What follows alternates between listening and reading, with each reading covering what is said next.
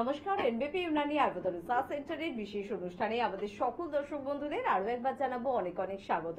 বছরে সারা সময় বা প্রতিটা মুহূর্তে আপনারা যখনই কোনো শারীরিক অসুবিধায় পড়েন, সমস্যায় পড়েন, তখন অবশ্যই কিন্তু একবার নক করেন এনবিপির দরজা। আর যেখানে এখন উৎসবের মৌসুম, যেখানে একেবারে বছরের শেষ দিন পর্যন্ত বা নতুন বছরকে স্বাগত জানানো এবং তারপরে সরস্বতী পুজো, সবকিছু নিয়ে বাঙালিদের 12 মাসে 13 পার্বণ। আর এই পার্বণের উৎসবে কিভাবে নিজেদেরকে ভালো রাখবেন, কিভাবে সুস্থ রাখবেন, সেই বিষয় নিয়ে প্রত্যেক দিন প্রত্যেকটা মুহূর্ত এখন কিন্তু আমরা যেরকম আলোচনা করছি, ভাবনা চিন্তাও কিন্তু আপনাদের জন্য রয়েছে। তো পুজোর মরশুমে কি করবেন, কি খাবেন, কি খাবেন না, পেটের কিভাবে যত্ন নেবেন, কিভাবে শারীরিক অসুস্থতা যেগুলো কোনো উৎসব বা পুজোর সময় আমাদের আসে সেগুলো থেকে কিভাবে নিজেদেরকে রক্ষা করবেন, বা দীর্ঘদিনের কোনো ক্রনিক ডিজিজ আপনার রয়েছে, পুজোর সময় বা উৎসবের সময় কি তার থেকে রেহাই পাওয়া সম্ভব? ভাবনাটা অনেক আগে থেকে আপনার শুরু করা উচিত ছিল। তবে বলে না, জব জাগো তবি সাবেরা। যদি এখনো আপনি ভাবনা চিন্তা শুরু করেন, তাহলে এখনো কিন্তু আপনার জন্য সময় রয়েছে, সুযোগ রয়েছে। কারণ যেদিন থেকে আপনি নিজেকে ভালোবাসবেন, ভালো রাখার কথা চেষ্টা করবেন, চিন্তা করবেন, সেদিক থেকেই কিন্তু আপনি পারবেন নিজেকে সুন্দর রাখতে এবং সুস্থ রাখতে। আপনার পাশে, আপনার সাথে সর্বদা বা সব সময় কিন্তু রয়েছেন এনবিপির অভিজ্ঞ চিকিৎসকেরা। আজকেও ঠিক এরকমই কিছু গুরুত্বপূর্ণ বিষয় নিয়ে আলোচনা করব, যা আপনার উৎসবকে অনেক বেশি সুন্দর, অনেক বেশি রঙিন, অনেক বেশি আলোকিত করে তুলবে এবং আপনি আপনার নিজের প্রিয়জনদের সাথে বা পরিবারের মানুষের সাথে হই হুল্লোড় করে সময়টা কাটাতে পারবেন। আজকেও আমাদের সঙ্গে উপস্থিত রয়েছেন এনবিপির অভিজ্ঞ চিকিৎসক ডক্টর এস ভাদুরী। প্রথমে স্যারকে জানাবো অনেক অনেক ধন্যবাদ এবং স্বাগত। নমস্কার। এবং এনবিপির অনুষ্ঠান বা এনবিপির চেম্বার মানে বেশ কয়েকটা সমস্যা বারবার ফিরে পায়। যে কোনো ধরনের সমস্যার ট্রিটমেন্ট তো এনবিপিতে হয়, সেটা আপনার কোনো ক্রিটিক্যাল বা ক্রনিক ডিজিজ যাই হোক না কেন। কিন্তু তার মধ্যে উল্লেখযোগ্য কয়েকটা সমস্যা রয়েছে। তার মধ্যে যেমন সুগার রয়েছে, তার মধ্যে অস্থির সমস্যা রয়েছে, তার মধ্যে রয়েছে পেটের সমস্যা। আর পেটের সমস্যা মানে কিন্তু বাঙালিদের খাওয়া দাওয়ার পরিমাণ কমে যায়, খেতে পারে না। ভোজন রসিক বাঙালি খেতে পারবে না, এটা তো মানা যায় না, তাই না? তো পেটের সমস্যাকে সারিয়ে নিয়ে কিভাবে আপনি আবারও খাওয়া শুরু করতে পারবেন, সব বিষয় নিয়ে আলোচনা করব। তাই প্রথমেই স্যার কাছ থেকে একটু জানতে চাইবো যে অত্যাধিক খাওয়াটা কি সবসময় ভালো? বা অনেকে বলে অল্প বয়স, এখন তো খাওয়া যেতেই পারে। তবে খাওয়ার পরিমাণটা আমাদের ঠিক কিরকম হওয়া উচিত, কতটা হওয়া উচিত, বা পছন্দসই খাবার মানেই কি তার উপরে মানে হামলে পড়া উচিত? দেখুন, এটা একটা সবচেয়ে বড় কথা যে আমাদের আমাদের খাওয়ার উদ্দেশ্যটা কি। খাওয়ার উদ্দেশ্য হচ্ছে বেঁচে থাকার জন্য। আমরা অনেকেই বেঁচে থাকার জন্য খাই না, খাওয়ার জন্য বেঁচে থাকি, এমনও কিন্তু মানুষ আমাদের মধ্যে রয়েছে। ঠিক আছে, সেখানেই কিন্তু সমস্যাটা হয়ে যায় যে পছন্দের খাবার দেখলেই যতটা খুশি খেয়ে নিলাম। একটা নয়, 10 রকমের যদি আমার পছন্দের খাবার থাকে, সবগুলোই আমি যেন যতটা পারছি মানে খেয়ে নিচ্ছি। এই ব্যাপারটা কিন্তু ক্ষতিকারক। প্রথমে জানতে হবে যে আমাদের যে ডাইজেশন হয়, আমাদের যে হজম হয়, পাচন যে ক্রিয়াটা হয়, সেটার জন্য কিন্তু আমাদের প্রথমে খাদ্যটা কোথায় যায়? আমাদের স্টমাকে। এবার স্টমাকে কিন্তু ওটাকে একটা প্রসেস হয়, যেই প্রসেসের মাধ্যমে এটাকে আস্তে আস্তে হজমের দিকে টার্ন করা। তার বিভিন্ন এনজাইম আসে, অ্যাসিড থাকে, বিভিন্ন কিছু নিয়ে কিন্তু হয়। এবার দেখবেন, আমরা যদি একটা মিক্সি জারের কথা বলি, মিক্সার গ্রাইন্ডার, সেখানে দেখবেন কোনো সময় কিন্তু একদম মাথায় মাথায় ভর্তি করে কিন্তু লিডটা লাগানো হয় না, একটু কিন্তু খালি রেখে তারপরে কিন্তু মিক্সিটা চালানো হয়। কেন? যাতে ওই খাবারগুলো ভালো মতো ঘুরতে ঘুরতে আস্তে আস্তে পেস্ট হয়ে যায়, বা যে জিনিসটা আমি চাইছি পেস্ট করতে বা গুঁড়ো করতে, ওটা যাতে হয়। আপনি যদি একদম ওপর ওপর করে দেন, দেখবেন ওটা কিন্তু লিড অনেক সময় খুলে বেরিয়ে যেতে পারে। ঠিক আছে, জিনিসগুলো পড়ে যাবে, ছড়িয়ে যাবে, অথবা দেখবেন যে ওখানে আটকে যাচ্ছে। আমাদের পেটের যে স্টমাকে, সেটাই কিন্তু একই রকম ব্যাপার, যে একেবারে আমরা গলা পর্যন্ত খেয়ে নেব পছন্দের জিনিস বলে, অতিরিক্ত লোভ করে খেয়ে নেব, সেটা কিন্তু নয়। মাথায় রাখতে হবে, আপনি যদি স্বাস্থ্যকরভাবে খাদ্য খাওয়া গ্রহণ করেন, আপনার প্রয়োজনীয় যতটা খাদ্য খাবার দরকার ততটুকুই খাদ্য খেতে হবে। সেটা সারাদিনে আলাদা আলাদা করে ভাগ করে খেতে হবে। এবং মাথায় রাখতে হবে যাতে আমার স্টমাকটা, আমার যে কি বলবো, স্টমাক যেটা আছে, সেইটা যাতে পুরো পুরো ফুল না হয়ে যায়। তাহলে কিন্তু অ্যাসিডিটি বা ইনডাইজেশনের সমস্যা কিন্তু আমাদের দেখতে হবে। একটু খালি রেখে খাওয়া, যেমনি আমরা কথায় বলি সেটাই কিন্তু পারফেক্ট। ঠিক আছে, বাড়ির মহিলারাও দেখবেন মা মাসিরা বলে যে একটু পেট খালি রেখে খাবি তাহলে হজম হবে। এটা কিন্তু একদম সাইন্টিফিক ব্যাপার। একটু যদি খালি রাখা যায় তাহলে যে আমাদের মুভমেন্ট গুলো হয় পেটের ভেতরে, সেই মুভমেন্ট গুলো ঠিক হবে এবং খাবারটা হজম হতে সুবিধা হবে। একদম, তবে সেটা অনেক ক্ষেত্রে আমরা ভুলে যাই। আমরা পছন্দের খাবার দেখলে গলা পর্যন্ত খাই, সেটা কি উচিত? একদমই নয়, তাই না? আলোচনা এই বিষয়ে আজকে থাকবে, তবে তার আগে দেখে নেবো কে আছেন আমাদের সাথে। নমস্কার। হ্যালো। হ্যালো। হ্যাঁ, বলুন বলুন, কে বলছেন? হ্যাঁ, আমি শিপ্রা বলছি। কোথা থেকে বলছেন? শিয়ালদা বউবাজার থেকে বলছি। শিয়ালদা বউবাজার থেকে বলছেন, বলুন কি সমস্যা আছে? আমার বয়স 40। হুম। আমার না কিছু ভাজা জিনিস খেলেই মানে খুব অ্যাসিড হয়ে যায়। হুম। তো আমি কি কোন রকম ভাজাই আর খেতে পারবো না? নাকি এর কোনো ওষুধ আছে বা কোনো আছে যেটা করলে আমি আবার ভাজা জিনিস খেতে পারবো? আচ্ছা, ভাজা আপনি যেটা খান সেটা কি বাড়ির ভাজা জিনিস খাচ্ছেন না বাইরের? খাবার বা বাইরের, মানে ভাজা কিছু খেয়ে, মানে সবজি ভাজাও যদি খাই তাহলেও একই রকম সমস্যা, ভীষণ অ্যাসিড, গলা জ্বালা, বুক জ্বালা হচ্ছে। আচ্ছা, আপনি শুনতে থাকুন, আমি বলছি। প্রথম কথা যেটা হচ্ছে, আপনার ভাজা সহ্য হচ্ছে না কারণ তেলটা আপনার সহ্য হচ্ছে না, এটা হচ্ছে মেইন ব্যাপার। ঠিক আছে, ভাজলে কি হয়, আমরা ডিপ ফ্রাই করি সাধারণত যে কোনো কিছু, বেশি তেলে ভাজি এবং ওই তেলটা কিন্তু সেই যেই জিনিসটা ভাজছি ওটার মধ্যে অ্যাবজর্ব হয়। এই যে অ্যাবজর্ব হওয়া তেলটা, এটা আপনার শরীর নিতে পারছে না, কারণ এর কিন্তু একটা গুণ আছে যে এটা কিন্তু অ্যাসিডিক ব্যাপারটা শরীরের মধ্যে তৈরি করে। এবার যে আপনার শরীরে এই যে অ্যাসিডটা যখন ভাজাটা খাচ্ছেন, অ্যাসিডের পরিমাণটা বেড়ে যাচ্ছে এবং তখন আপনার কিন্তু হাইপার অ্যাসিডিটি হচ্ছে। এমনিও তো খাওয়ার পরে পেটের মধ্যে অ্যাসিড থাকে, যেটা সেইটা খাদ্য খাবার হজম হতে সাহায্য করে, কিন্তু সেটার যদি মাত্রা অতিরিক্ত বেড়ে যায় অটোমেটিক সেটা কিন্তু উল্টো দিকে ধাক্কা দেবে, যাতে গলা দিক দিয়ে বেরিয়ে আসতে পারে। তখনই কিন্তু আমরা বলি যে বুক জ্বালা করছে, গলা জ্বালা করছে, এই ব্যাপারগুলো। তো আপনার জন্য এটা প্রথমে কি করতে হবে, অবশ্যই খেতে পারবেন। ইনিশিয়ালি একটু দেখে নেওয়ার দরকার আছে যে আপনার লিভার ফাংশন ঠিক আছে তো, আপনার কনস্টিপেশনের প্রবলেম নেই তো, এই ব্যাপারগুলো কিন্তু দেখে নিতে হবে। লিভার ফাংশন দেখতে গেলে আপনার কিন্তু একবার আমাদের কাছে আসতে হবে, তারপর কোনো টেস্ট আমরা দিলে সেই টেস্ট দেখে আমরা একদম কনফার্ম হয়ে যাব যে লিভারে কোনো সমস্যা আছে কি নেই। তার পাশাপাশি বলবো, এই যে আপনার অ্যাসিডের মাত্রাটা বাড়ছে, এটা কমাতে গেলে খাদ্য খাবারের কিছু নিয়ম আপনার মেনে চলতে হবে।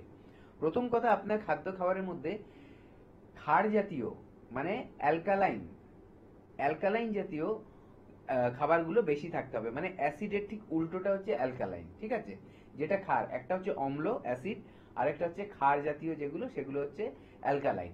এবার অ্যালকালাইন খাদ্য খাবারগুলো আপনি সবচেয়ে সুন্দর করে কোথায় পাবেন, সেটা হচ্ছে শাকসবজিতে এবং ফলমূলে। তাহলে আপনার খাবারের মধ্যে যদি আমি দেখি যে এক প্লেট খাবারের মধ্যে হাফ পোর্শন আপনার সবজি আছে এবং সবজিটা কিন্তু স্বাস্থ্যকরভাবে রান্না করা, মানে সামান্য তেল দিয়ে বিভিন্ন মশলা দিয়ে রান্না, যাতে মশলাগুলো রান্না করতে গিয়ে অতিরিক্ত পুড়ে না যায়, সেইভাবে যদি আপনি খান, তেলের পরিমাণটা দিলেই তার মানে বেশি ভাজা হবে না, কমিয়ে দিলে। ঠিক আছে, তো সেইভাবে রান্না করে আপনি সবজিটা খাচ্ছেন। কিছু কাঁচা সবজিও খাবেন। কাঁচা সবজি বলতে হচ্ছে আপনার স্যালাড, এটাও রাখবেন খাদ্য খাবারের মধ্যে। তার মানে সারা প্লেটের হাফ হচ্ছে আপনার সবজি চলে গেল, স্যালাড চলে গেল। আর যে হাফ আছে, সেই আরো হাফের মধ্যে আপনার একটা হাফ, মানে হাফের হাফ আপনি কি করছেন, রুটি খাচ্ছেন বা ভাত খাচ্ছেন, সেটা খাবেন। আর বাদ বাকি অংশটা আপনার প্রোটিন থাকবে এবং তেলের তো পরিমাণটা আমি বললাম কম দিয়েই রান্না করবেন।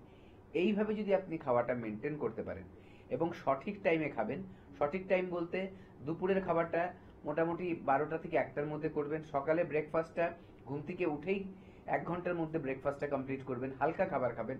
এবং রাতের খাবারটা আবার হালকা খাবেন, মোটামুটি 8টা 9টার মধ্যেই, যতটা আর্লিয়ার সম্ভব। এবং খাবার মাঝখানে কিন্তু একটা জল খাওয়ার টেন্ডেন্সি অনেকের থাকে, কিন্তু সেই গ্যাপটা দিতে হবে।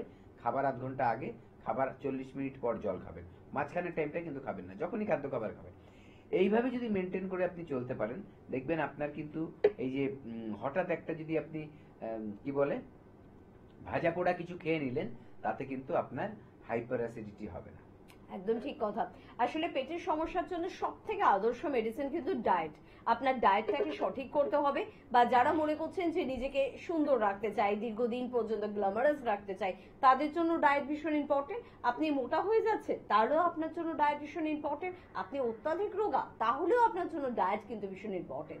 ডায়েট মানে কিন্তু সব খাওয়া ছেড়ে দেওয়া নয়, ডায়েট মানে সঠিক পরিমাণে খাওয়া, এবং সেটা কিন্তু অবশ্যই এনবিপিতে কিন্তু সেই অ্যাডভাইস আপনারা পেয়ে যাবেন। তার জন্য যোগাযোগ করতে হবে, স্ক্রিনে দেওয়া নাম্বারে ফোন করুন এবং সঠিক খাদ্য খাবারের সেই তালিকাটা তৈরি করে নিতে কিন্তু যোগাযোগ করুন। কে আছেন একটু শুনবো। নমস্কার।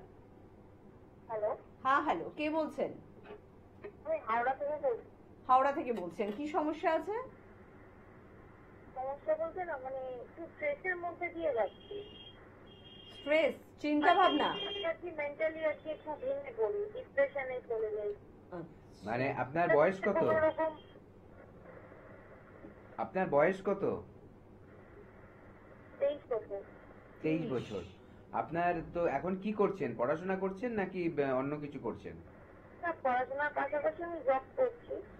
তো এই যে স্ট্রেস বলছেন, স্ট্রেসটা কি থেকে আসছে? মানে কিসের জন্য স্ট্রেস এত বেশি? মানে জানেনই তো এখন মানুষ একটু বেশি লোকের পিছনে লাগার চেষ্টা করে। তো আমি আর কি মেন্টালি আরো স্ট্রং হতে চাই। আচ্ছা এরকম আচ্ছা আমার করা যায়।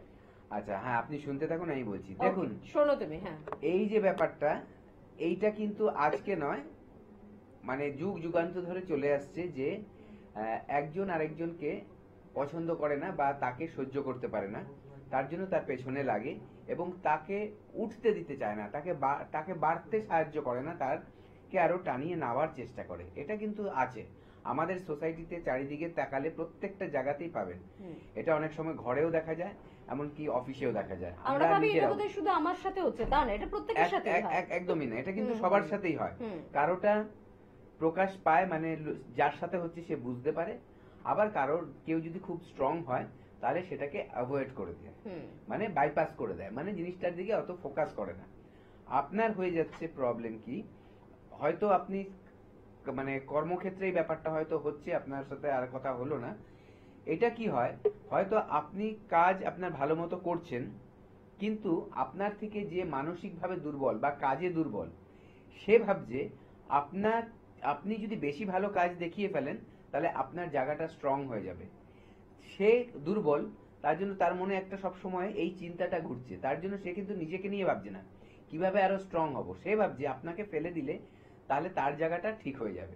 এই জন্য আপনার পেছনে সবসময় পড়ে থাকবে, আপনার দোষ বার করবে, আপনি কি করছেন সেগুলো নিয়ে হয়তো বসের কাছে লাগাবে, ঠিক আছে? এই করে করে আপনাকে খারাপ করার চেষ্টা করবে, যেই জায়গাটা মানে পজিটিভ জায়গা যেটা আপনার তৈরি হয়েছে সেটাকে নষ্ট করার চেষ্টা করবে। আপনার প্রথম যেটা করতে হবে, আপনার যদি এটা কর্মক্ষেত্রে হয়ে থাকে বা ফ্যামিলিতে হয়ে থাকে, নিজের কাজটুক একদম পারফেক্ট করার চেষ্টা করবেন। নিজের যতটুক কাজ আছে সেখানে যাতে কোনো খামতি না থাকে, কারণ আপনাকে যখন কেউ বলতে আসবে, আপনার বস বা ধরুন আপনার সিনিয়র কেউ বলতে এলো, আপনি কিন্তু চোখে আঙুল দিয়ে দেখিয়ে দিতে পারবেন যে আপনার কাজটা আপনি ঠিক মতো করছেন, ঠিক আছে? আপনার কাছে প্রমাণ থাকবে তাহলে। দ্বিতীয়ত কথা, দেখুন একটা ব্যাপার, যে দুর্বল সেই অন্যকে নিয়ে চিন্তা করে, যে সবল বা শক্তিশালী সে অন্যকে নিয়ে ভাবে না, সে নিজেকে নিয়ে ভাবে আরো কিভাবে শক্তিশালী হব। তো আপনাকে নিয়ে যদি কেউ এরকম আপনি বুঝতে পারছেন কে পেছনে লাগছে, বা ধরুন এরকম আপনি ফিল করছেন যে ঠিক জানেন না কে, কিন্তু মনে হচ্ছে কেউ হয়তো আপনার পেছনে লাগছে, আপনাকে খারাপ করার চেষ্টা করছে, ওদিকে আপনার অ্যাটেনশনই দেবেন না। আপনি নিজেকে আরো কিভাবে স্ট্রং করতে পারবেন সেটাই চেষ্টা করতে হবে। এইটাই যদি করতে পারেন তাহলে কিন্তু দেখবেন আপনার কিন্তু এই জায়গাটা ঠিক হয়ে যাবে। তার পাশাপাশি আমাদের আয়ুর্বেদে কিন্তু একটা খুব ভালো জিনিস আছে যেটাকে বলা হয় পঞ্চকর্মা থেরাপি। এটা করলে কিন্তু আপনার যে মানসিক যে প্রবলেমগুলো আসছে সেই জায়গা থেকে কিন্তু আপনি কিন্তু আস্তে আস্তে রিলিফ পাওয়া শুরু করবেন। সেই থেরাপি কিন্তু আমাদের এনবিপি ইউনানিয়ান আয়ুর্বেদ রিসার্চ সেন্টারে হচ্ছে। তো এখানে একবার যোগাযোগ করুন হেল্পলাইনে, যে আমার এরকম স্ট্রেস বাড়ছে, ডিপ্রেশন হয়ে যাচ্ছে, এই ডিপ্রেশন থেকে কিভাবে বেরাবো। তখন আমাদের ডাক্তারবাবুরা আপনাকে পরামর্শ দেবে এবং সঠিক পদ্ধতিতে আপনাকে নিয়ে যাবে, যেখান থেকে আপনি আস্তে আস্তে এই জায়গা থেকে বেরিয়ে আসতে পারবেন। একদম, মানে শুধুমাত্র শারীরিক সমস্যা নয়, মানসিক যে চিন্তাগুলো আমাদের, টেনশন, ডিপ্রেশন, ম্যানিয়াগ্রস্ততা, অবসাদগ্রস্ততা, আত্মহত্যা করার প্রবণতা, একাকিত্বে ভোগা, এই সব সমস্যা, এগুলো কিন্তু সমস্যা, এটা একটা রোগ, এটা পাগলামি নয়। কিন্তু এটা একটা সমস্যা, এই সমস্যার ট্রিটমেন্ট রয়েছে, পঞ্চকর্মা পদ্ধতি রয়েছে, সবকিছুর মধ্যে থেকে আপনি আপনার প্রিয়জনকে কিন্তু সুন্দরভাবে হাত ধরে বের করে আনতে পারবেন। তার জন্য দরকার আপনার সহযোগিতা, এবং আপনি তার জন্য কিন্তু টিকিট করে দেওয়া নাম্বার নোট করুন এবং অবশ্যই যোগাযোগ করুন। নিজে হন বা নিজের প্রিয়জন হন, সকলের জন্য এনবিপি চিকিৎসকেরা কিন্তু রয়েছেন। কে আছেন আমাদের সাথে ফোনে একটু দেখবো। নমস্কার। হ্যালো? হ্যাঁ, কে বলছেন? হ্যাঁ, আমি কিছু বলছি। আমার বয়স 40। একটু জোরে বলবেন, কি সমস্যা? হ্যাঁ, বলছি আমার বয়স 40। আমার হ্যাঁ। খুব হাত পা ঘাড় টাড় কোমরটা খুব ব্যথা হয়। হুম। আর কাজ করার পর খুব শরীর দুর্বল লাগে, ক্লান্তি লাগে, চোখের নিচ কালো হয়ে যায়, ঘুম ঘুম ভাব লাগে। খুব শরীর দুর্বল লাগে, অল্প একটু কাজ করার পরে হাঁপিয়ে যায়, এরকম হয়। আচ্ছা। আপনি কোনো সময় থাইরয়েড টেস্ট করেছেন? না না না থাইরয়েড টেস্ট করেন? আপনার কোনো ওষুধ খেতে হয়, সুগার বা প্রেসার বা না না, ওসব কিছু না স্যার। আমার নর্মাল প্রেশার সবসময় কমের দিকেই থাকে, প্রেশারের ওষুধ কোনোদিন খাইনি। আচ্ছা। নর্মাল থাকে, মানে কমের দিকেই থাকে। হুম। আচ্ছা, আর রাতে ঠিক মতো ঘুম হচ্ছে? না না, ঘুমটা ঠিকঠাক ভাবে হয় না, টেনশন হয় কোনো কিছু একটা, খুব মানে একটা কিছু করতে সেটা নিয়ে খুব চিন্তা চলে আসে। আর একটু কাজ করার পরই শরীর দুর্বল লাগে। আপনি কি হাঁপিয়ে করেন? যায়, মানে আপনি এখনো কি ঘুমিয়ে করেন? যাবো, চোখের নিচ একদম কালো হয়ে যায়, চোখ হ্যাঁ, বসে যায়, এরকম ওটা হয়। শুনেছি। আপনি কি করেন? আমি বাড়িতে হাউসওয়াইফ। আচ্ছা, ঠিক আছে, আপনি শুনতে থাকুন, আমি বলছি। দেখুন, প্রথম কথা হচ্ছে, এই যে দুর্বলতাটার আসার অনেকগুলো কারণ থাকে। আমাদের যদি হরমোনাল ইমব্যালেন্স হয়, যেটা আমি বলছিলাম যে আপনি থাইরয়েড কোনো সময় টেস্ট করিয়েছেন, থাইরয়েডের সমস্যা থাকলে কিন্তু দেখা যায় মানুষের ক্লান্তি, অলস ভাব বা কি বলবো, খুব মানে এই ঘুম ঘুম পাওয়া, এগুলো কিন্তু চলে আসে, ঠিক আছে? আবার অনেক সময় দেখা যায় যে আপনার যদি শরীরে পুষ্টির ঘাটতি হয়, ধরুন আপনার হিমোগ্লোবিন কম আছে, যে খাদ্য খাবার খাচ্ছেন সেগুলো পুষ্টিকর খাদ্য খাবার খাচ্ছেন না, হয়তো দামি খাচ্ছেন কিন্তু পুষ্টিকর নয়, ঠিক আছে? যতটা বা যেই পরিমাণে আপনার শরীরে দরকার ততটা পরিমাণে খাদ্য খাওয়া আপনি গ্রহণ করছেন না, সেক্ষেত্রেও কিন্তু আপনার এই দুর্বলতা বা ক্লান্তি, অলসতা চলে আসতে পারে। তার পাশাপাশি আপনার দুটো আরো বড় সমস্যা, যেটা একটা হচ্ছে আপনার ঘুম হচ্ছে না, একটা হচ্ছে মানসিক চাপ। এই মানসিক চাপকে যতক্ষণ না আপনি সরাতে পারছেন, আপনার কিন্তু ঘুমের সমস্যাটা যাবে না। তাই মানসিক চাপকে আপনার বুঝতে হবে, এবং কি করলে, এটা নিয়ে টেনশন করলে হবে না। আমরা সবাই কি করি জানেন তো, যখন কোনো একটা প্রেশার চলে আসে, মেন্টাল প্রেশার যেটা বলি, মানসিক চাপ, তখন আমরা খুব ঘাবড়ে যাই। ঘাবড়ে গিয়ে আমরা টেনশন করতে থাকি, এখন কি হবে, এখন কি হবে। কিন্তু আমরা এইটা ভাবতে পারি না সেই মুহূর্তে যে এইটার থেকে বেরিয়ে কিভাবে আসবো, যদি এটার সলিউশন খুঁজি। দেখুন, একজন বৈজ্ঞানিকও কিন্তু একজন চিন্তা করে, আবার একজন সাধারণ মানুষও চিন্তা করে। দুটো চিন্তার মধ্যে তফাৎ কি? একজন সমাধান খোঁজে, আরেকজন শুধু মানে চিন্তার যে কারণটা সেটা নিয়েই খালি ভেবে যায় যে আমার কেন, মানে কি হয়ে গেল, কি হয়ে গেল। এরকম করলে হবে না। করতে হবে কি, আপনার ভাবতে হবে এর সলিউশন কি আছে। সেই সলিউশনটার জন্য আপনি চিন্তা করুন, দেখবেন আপনি একটা সমাধান, খুব সুন্দর সমাধান কিন্তু পেয়ে যাবেন। তার পাশাপাশি যখনই আপনার এই ব্যাপারটা হবে না, তখনই দেখবেন আপনার কিন্তু মনের থেকে যখন চিন্তাটা চলে গেল, আপনি শান্তিভাবে রাতের ঘুমটা পাবেন। এবার ঘুম ঠিক হচ্ছে না, মানসিক চাপ, তার জন্য আপনার চোখের নিচে কালি পড়ছে, এই সবগুলো জিনিস যদি একসাথে ঠিক করতে চান, তাহলে বলবো আপনি একবার এনবিপিতে আসুন, আমাদেরকে দেখান। আমাদের ডাক্তারবাবুরা, আমাদের যে টিম রয়েছে, সেই টিম আপনাকে স্টাডি করবে, প্রপার ডায়াগনোসিস করবে, কেন হচ্ছে, কিসের থেকে হচ্ছে, কিভাবে হচ্ছে, এবং কি ট্রিটমেন্ট করলে ওটা আস্তে আস্তে কিন্তু সারবে। সেই সব পরামর্শ নিয়ে আপনার সাথে আলোচনা করবে। সেই সব নিয়ে আলোচনা করার পর তার ট্রিটমেন্ট চালু হবে, এবং দেখবেন আপনি আস্তে আস্তে প্রত্যেকটা ব্যাপার থেকে কিন্তু একটু একটু করে বেরিয়ে আসতে পারছেন। একদম, মানে কাউন্সেলিং, যেটা কিন্তু সব একদম। দিক থেকে ভীষণ দরকার।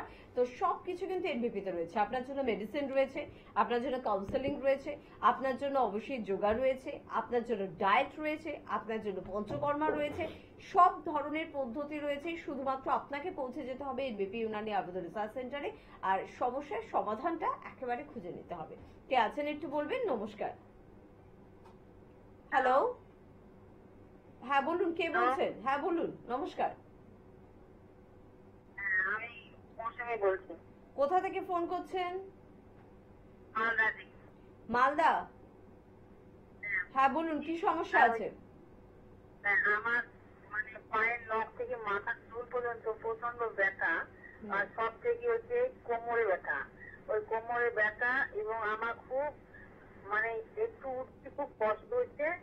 তো হচ্ছে ডাক্তারখানায় গেছিলাম, তো অ্যালোপ্যাথি ডাক্তার দেখে বলেছে ভিটামিন ডি কম। তো ভীষণ নাই করে আমি এছাড়া এই ওষুধ খাই আমি জানি, তার অন্য কিছু খাই। ভিটামিন ডি যে কম, এর কি কোনো আয়ুর্বেদ ওষুধ আছে? আচ্ছা ভালো পারবো আপনি একটু বলেন। আমি আচ্ছা, আপনি আমার কথা আগে কয়েকটা প্রশ্নের উত্তর দিন। প্রথম কথা বলুন, আপনার বয়স কত? হ্যাঁ, 40। চল্লিশ চল্লিশ আচ্ছা, আপনার চেহারাটা কেমন? ভারী চেহারা না পাতলা চেহারা? এর থেকে আগে ভারী ছিল, কমে গেছে এখন। মানে কতদিন, মানে ব্যথাটা যখন শুরু হয়েছে তখন ভারী চেহারাই ছিল, তাই তো? হ্যাঁ, ব্যথাটা হয়েছে আজ 2 বছর থেকে, কিন্তু আমার বিয়ের আগে আমি একটু মোটাই ছিলাম, হ্যাঁ, কিন্তু তার থেকে একটু কমে গেছে এখন। কিন্তু এখন এটা হচ্ছে তখন তো ছিল না, এখন হয়েছে। আচ্ছা, তো আপনার খাদ্য খাবার ঠিক মতো খাবার দাবার করেন আপনি? খাবার যেমন বাইরে তো সেরকমই খাই, বাইরে সবাই কিছু খাইনি। আচ্ছা, এই প্রথমে আমি বলি যে আপনার যে ব্যথার ব্যাপারটা, এইটার জন্য আপনার যে কোমরে চাপ পড়ছে, সেই চাপের জন্য ব্যথাটা সৃষ্টি হয়েছে। ঠিক আছে, এখানে হতে পারে যে আপনার লাম্বার স্পন্ডেলোসিস হয়েছে এবং সেখান থেকে চেপে রয়েছে বলে, নার্ভটা চেপে থাকলে সেখান থেকে ব্যথাটা আস্তে আস্তে পায়ের নিচ দিকে, মানে পায়ের পেছন দিক থেকে, থায়ের পেছন দিক থেকে একদম পায়ের তলা অবধি, গোড়ালি অবধি চলে যেতে পারে। শুনুন ঠিক আছে? আপনি এবার। শুনুন আপনি, তো এর জন্য প্রপার ট্রিটমেন্ট আছে, আয়ুর্বেদে অবশ্যই এর ট্রিটমেন্ট আছে। এবং যে আপনি পরীক্ষাগুলো করেছেন সেই পরীক্ষাগুলোর রিপোর্টও থাকলে নিয়ে আসবেন আমাদের কাছে, আমাদের ডাক্তারবাবুরা দেখবে, প্রপার ট্রিটমেন্ট হবে। আপনার উনি হচ্ছেন কোথা থেকে বলেন? কুচবিহার? না, মালদা। মালদা। মালদাতেই আমাদের চেম্বার হয়, প্রত্যেক মাসে একবার দুবার করে মালদায় চেম্বার হয়। আপনি হেল্পলাইন নাম্বারে কল করুন, আপনাকে বলে দেবে কবে নেক্সট ডেট আছে, সেই দিন গিয়ে দেখিয়ে নিন, দেখবেন এই প্রবলেমটা আস্তে আস্তে সলভ আউট হয়ে যাবে। একদম। আমাদের বন্ধুদের জন্য একটু চট করে বলে রাখবো যে যোগাযোগ কিন্তু অবশ্যই আপনাকে করতে হবে, এবং যোগাযোগ করার জন্য স্ক্রিনে কিন্তু যাচ্ছে আমাদের ফোন নাম্বার, সেই নাম্বার কিন্তু সবার আগে বলবো নোট করুন, 9830235527 বা 37, এবং আপনার নিকটস্থ কোন চেম্বারটি রয়েছে এবং সেটি কবে রয়েছে, কোন ডক্টর আসছেন এবং কটা থেকে কটা পর্যন্ত ডক্টর থাকছেন, সব বিষয়টা আপনি পুঙ্খানুপুঙ্খভাবে কিন্তু জেনে যাবেন। আর তার পাশাপাশি একটু চেম্বারের কথা বলে রাখি যে হেরিয়ায় কিন্তু আমাদের চেম্বার হয়, ডক্টর এ হালদার কিন্তু মূলত হেরিয়ার এই চেম্বারে থাকেন। এছাড়া আপনারা মেচেদা, খড়গপুর, জামশেদপুর, বনগাঁ পরপর চেম্বার পেয়ে যাবেন, এবং প্রত্যেকটি চেম্বারে কিন্তু থাকবেন ডক্টর এন ভট্টাচার্য। পাবেন কিন্তু চেম্বার অবশ্যই আপনারা হলদিয়াতে, এবার কিন্তু হলদিয়া চেম্বারে থাকবেন ডক্টর বি শর্মা। রায়গঞ্জে পেয়ে যাচ্ছেন অবশ্যই ডক্টর এস ঘোষালকে। ক্যানিং চেম্বারে পাবেন ডক্টর আর দেগে। চেম্বার অবশ্যই কিন্তু রয়েছে আপনাদের জন্য আসানসোলে, প্রত্যেকবারের মতো এবারেও কিন্তু আসানসোল চেম্বারে থাকবেন ডক্টর বি শর্মা। বর্ধমান চেম্বারে থাকছেন ডক্টর এন ভট্টাচার্য। মালদায় আমাদের চেম্বার রয়েছে, মালদা চেম্বারে পেয়ে যাচ্ছেন ডক্টর এস ঘোষালকে। চেম্বার রয়েছে ঝাড়গ্রাম, এবং সেখানে পাচ্ছেন ডক্টর এ হালদারকে। কাকদ্বীপে এবার কিন্তু থাকছেন ডক্টর এস খান। চেম্বার রয়েছে শিলচর, এবং সেখানে আপনারা পেয়ে যাচ্ছেন ডক্টর এস ভাদুরীকে। আপনারা পেয়ে যাচ্ছেন দুর্গাপুর চেম্বার, এবং দুর্গাপুরে থাকছেন ডক্টর এন ভট্টাচার্য। চেম্বার রয়েছে কোচবিহার, এবং সেখানে পাচ্ছেন ডক্টর এস ঘোষালকে। বাঁকুড়ায় পাচ্ছেন ডক্টর এই হালদারকে। পেয়ে যাচ্ছেন বোলপুর চেম্বারে এবারে ডক্টর বি শর্মাকে। অনেকদিন পর আমাদের সংস্থার ডিরেক্টর ডক্টর বি শর্মা কিন্তু থাকছেন বোলপুর চেম্বারে, তাই চটপট আপনাদের কিন্তু নাম লেখাতে হবে যারা বোলপুর চেম্বারে আসতে চাইছেন। পুরুলিয়ায় আমাদের চেম্বার রয়েছে, ডক্টর এ হালদারকে পাচ্ছেন। গঙ্গারামপুর চেম্বারে পেয়ে যাচ্ছেন ডক্টর এস ঘোষালকে। চেম্বার রয়েছে অবশ্যই আরামবাগে, সেখানে পেয়ে যাচ্ছেন ডক্টর এ হালদারকে। শিলিগুড়ি নর্থ বেঙ্গলের একটি গুরুত্বপূর্ণ চেম্বার, সেখানে পাচ্ছেন ডক্টর এস ঘোষালকে। পেয়ে যাচ্ছেন অবশ্যই আমাদের বহরমপুর এবং কৃষ্ণনগরের চেম্বার। এবার অনেকদিন পর আবারও বহরমপুর এবং কৃষ্ণনগরে থাকছেন আমাদের সংস্থার ডিরেক্টর ডক্টর বি শর্মা, তাই স্ক্রিনে দেওয়া নাম্বারে ফোন করে কিন্তু আপনাদের যোগাযোগ করতে হবে। চেম্বার পেয়ে যাচ্ছেন গুয়াহাটিতে, থাকছেন ডক্টর এস ঘোষাল। আগরতলা অর্থাৎ ত্রিপুরার বন্ধুরা এবারে কিন্তু পাচ্ছেন ডক্টর এন ভট্টাচার্যকে। চেম্বার রয়েছে অবশ্যই কিন্তু আলিপুরদুয়ারে, এবার আলিপুরদুয়ারে থাকছেন ডক্টর এস ঘোষাল। চেম্বার পেয়ে যাচ্ছেন আপনারা দিল্লিতে, পেয়ে যাচ্ছেন ডক্টর এ হালদারকে। ডিব্রুগড়ে আমাদের চেম্বার রয়েছে, পেয়ে যাচ্ছেন ডক্টর এস ঘোষালকে। এখানেই শেষ নয়, এতগুলো চেম্বার বলার পরেও বলবো এখানেই শেষ নয়, কারণ এখনো বাকি কলকাতা বা হাওড়ার কথা বলা। কলকাতায় কিন্তু আমাদের মধ্যমগ্রামে চেম্বার রয়েছে, ল্যান্সটাউন হাজরাতে চেম্বার রয়েছে, যেটি শিশুমঙ্গল হসপিটালের একদম পাশে। পাশাপাশি হাতিবাগান এবং খিদিরপুরে আপনারা কিন্তু আমাদের পেয়ে যাচ্ছেন হাওড়ার বন্ধুরা শিবপুর, বাল্টিকুড়ি বাজার, দাসনগর এবং বেলুড়ে। চেম্বার পেয়ে যাচ্ছে দক্ষিণ 24 পরগনার বন্ধুরা আমতলাতেই প্রত্যেক বৃহস্পতিবার করে। তাই বিস্তারিতভাবে সবটা জেনে নিতে বুঝে নিতে স্ক্রিনে দেওয়া আমাদের নাম্বার 9830 080235527 বা 37 এই নাম্বারে কিন্তু ফোন করুন, কথা বলুন এবং যোগাযোগ করুন। বন্ধুর সঙ্গে একটু কথা বলে নেবো, কে আছেন দেখবো। নমস্কার। নমস্কার, আমি চাকদা থেকে পরিমল রায় বলছি। চাকদা থেকে বলুন, কি সমস্যা আছে? বলছি আমার সমস্যাটা আমার না, আমার ছেলেকে নিয়ে। ছেলের বয়স এখন 29-30 হতে চললো। হ্যাঁ তো পেটের কিছু, ছেলের বয়স ছেলে, হ্যাঁ, পেটের সমস্যা। তো পেটের কিছু না কিছু প্রবলেম পার্টিকুলার কয়েক মাস ধরে লেগেই থাকছে। মানে বিভিন্ন অ্যালোপ্যাথি ডাক্তার দেখাচ্ছি। কি ধরনের সমস্যা সেটা একটু ডক্টরকে বলুন। আরেকবার বলবেন? পেটের কি ধরনের সমস্যা হচ্ছে? লুজ মোশন, এবং যখন মেডিসিন খাওয়া হচ্ছে তখন কমে যাচ্ছে, মেডিসিন স্টপ হয়ে গেলে আবার পুনরায় ব্যাক করছে। আচ্ছা, সারাদিনে কবার হয় পটি? আর 4 থেকে 5 বার মিনিমাম। আচ্ছা, বয়স কত বললেন? 29। আচ্ছা, বাইরের খাবার দাবার কি বেশি করছে? না, সেরকম কিছু করে না কিন্তু ডাক্তার, মোটামুটি। আর খুব যে বেশি বাইরে রিচ খাবার খায় সেরকম বলতে পারবো না। আচ্ছা, আর রাতে ঘুম ঠিক মতো হয়? আপনি হ্যাঁ, মোটামুটি 12:30 1টা থেকে ঘুমায়, লেট নাইট, একটু লেট নাইট, বাকি মোটামুটি তো ঠিকই আছে ঘুম। আচ্ছা, দেখুন আপনি শুনতে থাকুন, আমি বলছি। প্রথম কথা যেটা, এটাকে আইবিএস এর একটা সিমটম, যে হঠাৎ করে লুজ মোশন হওয়া শুরু হয়, ইরিটেবল বাউল সিনড্রোম। এখানে কি হয়, এই যে বারে বারে পটি যাওয়াটা একবারে ক্লিয়ার হচ্ছে না, এটা কিন্তু মানুষকে অস্বস্তিতে ফেলে। এর জন্য এটার নাম ইরিটেবল বাউল সিনড্রোম। ঠিক আছে, এখানে কি হয়, কখনো দেখবেন যে পটিটা খুব পাতলা হচ্ছে, আবার দেখবেন কোনো কারণ ছাড়াই হঠাৎ কনস্টিপেশন হয়ে গেল। এই যে পাতলা হচ্ছেটা, এটা এমন নয় যে খুব খারাপ খেয়ে ফেলেছে তার জন্য বদহজম হয়ে গেছে, ঠিক আছে, কিন্তু পাতলা হচ্ছে। এখানে কিন্তু লিভারের দিকে আমাদের নজর দিতে হবে, লিভারটা ঠিক ফাংশন করছে কিনা। 29 বছর বয়স, এটা যখন হচ্ছে, আপনি যখন বুঝতে পেরেছেন, আপনি এটা ফেলে রাখবেন না, ছেলেকে নিয়ে একবার আমাদের কাছে আসুন। আমাদের এখানে এর প্রপার ট্রিটমেন্ট আছে, আইবিএস এর খুব সুন্দর ট্রিটমেন্ট আছে, যেটা করলে কি হবে, যদি দেখা যায় যে লিভারের কোনো প্রবলেম আছে তাহলে সেটাও ঠিক হয়ে যাবে। তাহলে কি হবে, ওটা যখনই ঠিক হবে দেখা যাবে যে এই যে আইবিএস, এটাও কিন্তু ঠিক হয়ে যাচ্ছে। বারে বারে যে পটি যাওয়া, লুজ মোশন হওয়া, এগুলো কিন্তু ঠিক হয়ে যাবে। তার পাশাপাশি আরেকটা জিনিস, লুজ মোশন যখনই হচ্ছে তার মানে ওর শরীর কিন্তু পুষ্টি পাচ্ছে না, আস্তে আস্তে কিন্তু দুর্বলতা তাহলে বেড়ে যাবে। দেখা যাবে চোখের নিচে কালিও পড়তে পারে বা চেহারা ভেঙেও যেতে পারে, এগুলো কিন্তু হবে। আরেকটা জিনিস ছেলেকে বলবেন, যদি বাইরের খাবার বেশি খায় সেটাকে বন্ধ করে দিতে। যে কোনো খাবার ঘরে বানিয়ে ঘর থেকে নিয়ে যাবেন, অনেক বেশি স্বাস্থ্যকর হবে। এবং টাইমলি খেতে থাকবেন, যে দেখা গেল সকালে ব্রেকফাস্ট করার পর আবার বিকেল 4টে-5টায় খাচ্ছে, দুধ চা খেয়ে নিচ্ছে, এগুলোকে অ্যাভয়েড করতে পারবেন। ঠিক আছে, এগুলো যদি অ্যাভয়েড না করে তাহলে কিন্তু প্রপার এগুলো বাড়বে, আস্তে আস্তে আমাশাও কিন্তু হওয়া শুরু হবে, তখন কিন্তু প্রবলেম আরো বেড়ে যাবে। তো এরকম যাতে না হয় একবার নিয়ে আসুন, আমাদের সাথে কনসাল্ট করুন, তার প্রপার ট্রিটমেন্ট করান। একদম, সমস্যা যাই হোক না কেন সবকিছুর জন্য ট্রিটমেন্ট কিন্তু রয়েছে এনবিপি ইউনানি আয়ুর্বেদা রিসার্চ সেন্টারে। ক্রিটিক্যাল বা ক্রনিক ডিজিজ উপায় কিন্তু জানে এনবিপির অভিজ্ঞ চিকিৎসকেরা, তাই যোগাযোগ করুন আর ভালো থাকুন। যারা ভালো আছে, যারা পৌঁছে গিয়েছে এনবিপি ইউনানি আয়ুর্বেদা রিসার্চ সেন্টারে, তারা কি বলছেন, কতটা তারা উচ্ছ্বসিত, সবটা শুনবো, তারপরে ফিরে আসবো অনুষ্ঠানে। মিতালি দাস। কোথা থেকে এসেছেন? আমরা ব্যারাকপুর থেকে এসেছি। আচ্ছা, এনবিপি তে আপনি কি সমস্যা নিয়ে এসেছিলেন?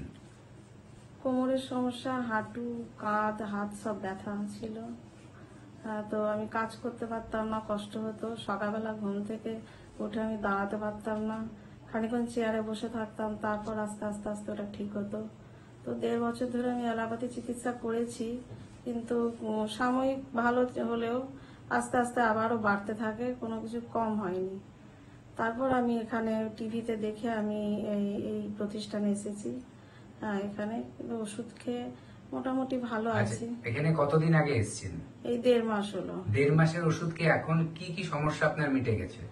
ব্যথাগুলো সেরকম নেই, চলাফেরা করতে বা চলাফেরা করতে ভালো পারছি, বা কাজ করতে পারছি, বা পেটের সমস্যাও ছিল, খিদে হতো না ভালো, বা সবকিছু খেতে পারতাম না। তো এখন মোটামুটি খিদে হয়, সবকিছু খেতে পারি। আচ্ছা, আপনি যে সমস্যাগুলো নিয়ে এসেছিলেন, ব্যথা, বিভিন্ন সমস্যা, সেগুলো যেটা বললেন ঘাড়ের সমস্যা, কোমরের সমস্যা, হাঁটুর সমস্যা, তো এগুলোর জন্য কত বছর ধরে আপনার রোগটা ছিল আর কি? এটা পেটের সমস্যাটা 6-7 বছর থেকে, হ্যাঁ। কোমরের সমস্যাটা আমার 10 বছর থেকে, আচ্ছা, তারপরে হাঁটুটাও আমার প্রায় 8 বছর, 8-9 বছর, আর ঘাটটা হয়েছে 2 বছর থেকে। আচ্ছা, মোটামুটি এগুলো সবগুলো এখন আপনি উপকার পেয়ে গেছেন। হ্যাঁ, অনেকটা ভালো আছে। হ্যাঁ, এখন আগের থেকে অনেক সুবিধা হচ্ছে চলাফেরা করতে। হ্যাঁ হ্যাঁ। আচ্ছা, দর্শকরা যারা দেখছে আপনার ভিডিওটা, তাদের জন্য কি বলবেন? আমি বলবো যে আপনাদের এলোপ্যাথি চিকিৎসা করে যদি ভালো না হয় তাহলে আপনারা এখানে আসুন।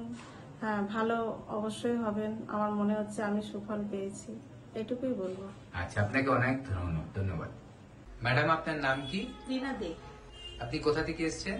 গড়িয়া। গড়িয়া। আচ্ছা, আপনি এনবিপি তে কি সমস্যা নিয়ে এসেছিলেন?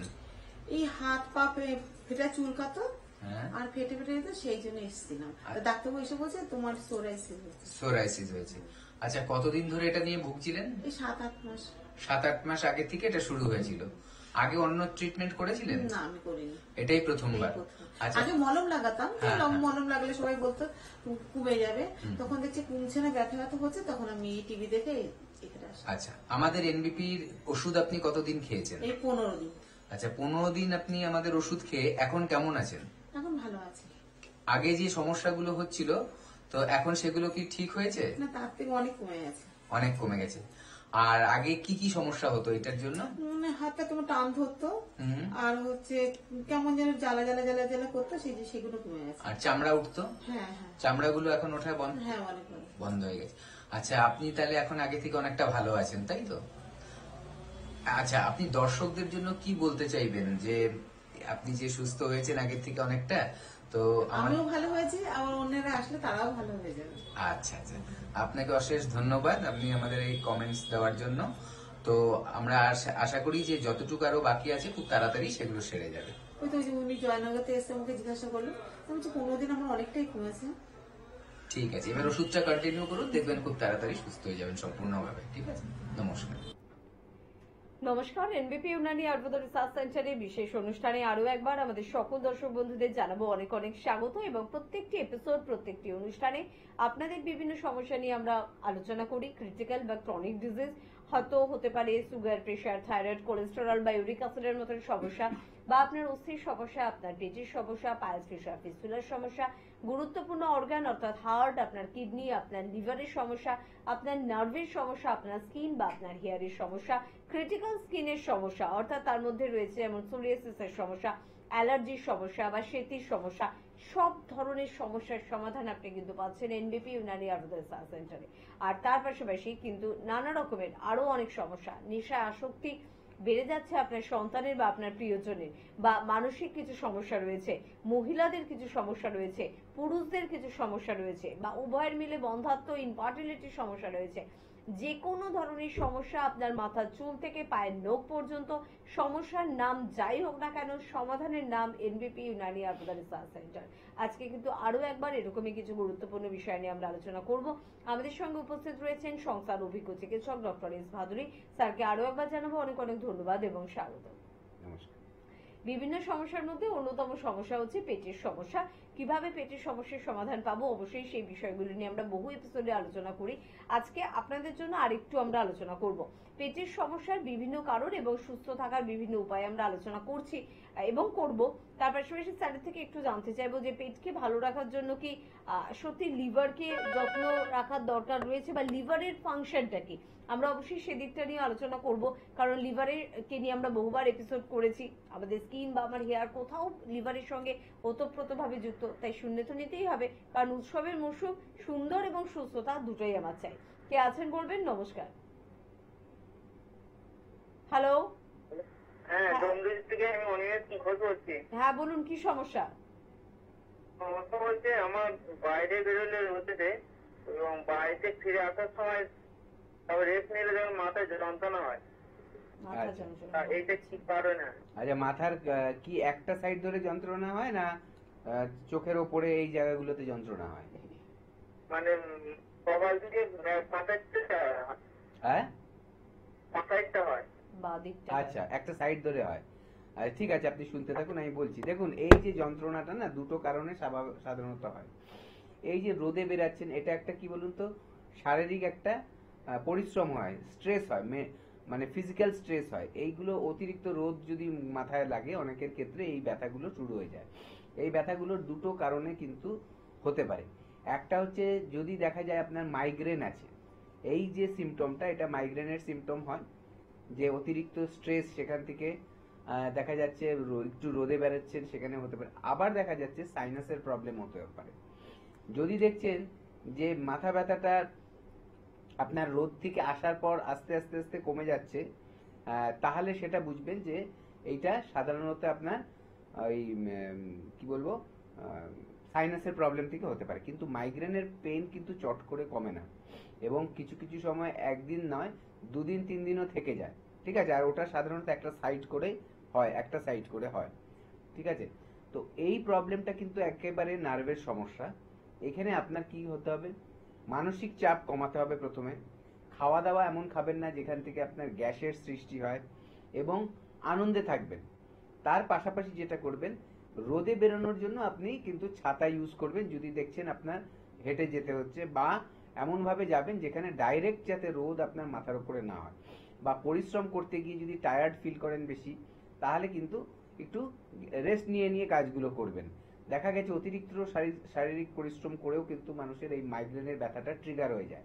এবং দেখবেন মাইগ্রেনের ব্যথা হলে আপনার অন্ধকার লাইট ছাড়া থাকতে ভাল লাগছে। আবার যাদের খুব সিভিয়ার হয়, দেখা যায় যে সে বমিও করে ফেলে কিন্তু ব্যথার চোটে, তো খেতে ইচ্ছা করবে না, কিছু ভালো লাগছে না, এই ব্যাপারগুলো হয়। আর যদি সাইনাসের ব্যথাটা হয়, জেনারেলি কপালের ওপর দিকে হয়, এবং দেখা ভুরুর ওপর দিকটায় হয়, এবং দেখা গেছে সেগুলো কিন্তু আবার সিচুয়েশনটা চেঞ্জ হলেই সেখান থেকে আস্তে আস্তে আবার ঠিক হয়ে যায়। তো যেটাই হোক, এর জন্য চিকিৎসা রয়েছে, এবং চিকিৎসা করলে এটা পার্মানেন্টলি ঠিক করা যাবে। তার পাশাপাশি বেশি করে জল খাবেন এবং প্রাণায়াম করবেন। প্রাণায়াম হচ্ছে আমাদের শরীরকে অক্সিজেন সাপ্লাই দেয়, ঠিক আছে। মানে প্রাণায়াম হচ্ছে ব্রিদিং টেকনিক, মানে নিঃশ্বাস প্রশ্বাসের একটা সায়েন্টিফিক প্রক্রিয়া, যেভাবে আমাদের নিলে আমাদের শরীর কিন্তু আস্তে আস্তে এত বেশি অক্সিজেন পায় যে বিভিন্ন সমস্যা যেগুলো থাকে সেগুলোকে আস্তে আস্তে ঠিক করে দেয়। তো সেটাও করতে হবে। সব পরামর্শ কিন্তু আমাদের কাছেই পাবেন, একবার শুধু কষ্ট করে আমাদের কাছে আসতে হবে। তার জন্য হেল্পলাইন নাম্বার একটা কল করে দিন। একদম পেটের সমস্যা নিয়ে আলোচনা করছি, তবে আপনার যে কোনো ধরনের সমস্যা হোক না কেন আপনি আলোচনা করতে পারেন ডাক্তারবাবুদের সাথে। তার জন্য কিন্তু আপনার নিকটস্থ চেম্বারে আপনাকে কিন্তু পৌঁছতে হচ্ছে। আজকে আলোচনা করছি লিভারের বিষয়টা নিয়ে। একটু আমরা দেখতে চাইবো বা জানতে চাইবো স্যারের কাছ থেকে যে স্যার লিভার কতটা গুরুত্বপূর্ণ, এবং লিভারের সমস্যা হলে তার সাথে কি পেটের সমস্যার কোনো যোগাযোগ রয়েছে? দেখুন, লিভার একটা ভাইটাল অর্গান আমাদের শরীরের, আরো বড় বড় অর্গানগুলোর মতোই কিন্তু একটা। এবং লিভার কিন্তু বলা হয় যে আমাদের সেকেন্ড ব্রেন, ঠিক আছে। কেন বলা হয়, যে তার কিন্তু বুদ্ধিসত্তা অনেক বেশি।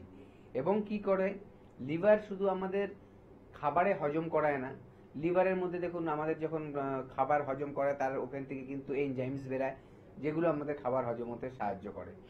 আবার লিভার এমন একটা অর্গান যেটা আমাদের খাদ্য খাবারের থেকে, যে আমাদের কোনো যদি বিষাক্ত কিছু সেটা থাকে, বা খাদ্য খাবার যা খাচ্ছি তার মধ্যে যেটা ক্ষতিকারক কোনো একটা পার্ট থাকে, সে কিন্তু রক্তে যেতে বাধা দেয় লিভার। আবার ধরুন অতিরিক্ত মাত্রায় ধরুন চিনি আমরা খেয়ে ফেললাম, বা সুগার যদি আমাদের খাদ্য খাবারের মধ্যে থাকে, সেটাকেও কন্ট্রোল করে কিন্তু লিভার একটা লেভেল অবধি।